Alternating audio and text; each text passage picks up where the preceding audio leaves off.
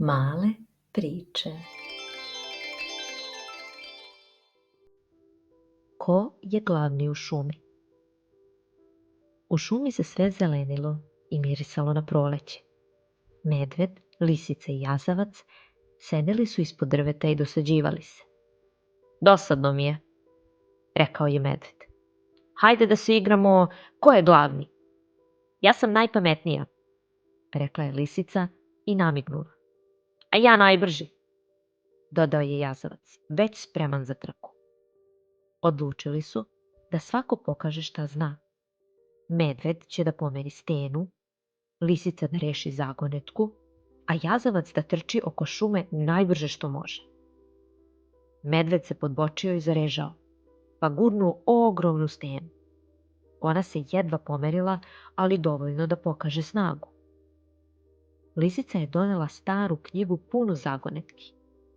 Pročitala jednu i svi su se češkali po glavi. To je senka, viknula je i bila je u pravu.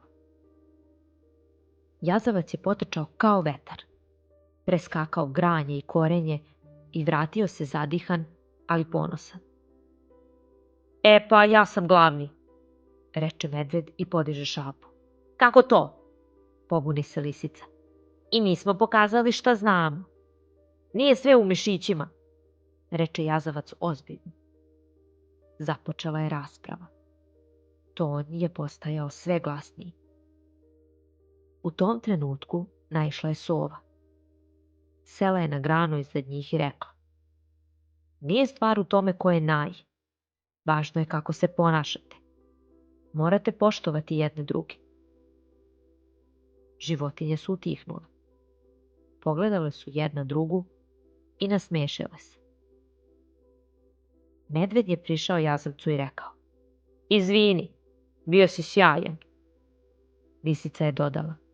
I ti si, Medo, bio sjajan. Svako od nas ima drugačije veštine i to nas čini posebnim. Nastavili su druženje, ali bez nadmetanja. Zagonetka. Uvek sam uz tebe, ali ne jedeš ni ne piješ sa mnom. Kad svetla nema, ni mene nema. Ko sam?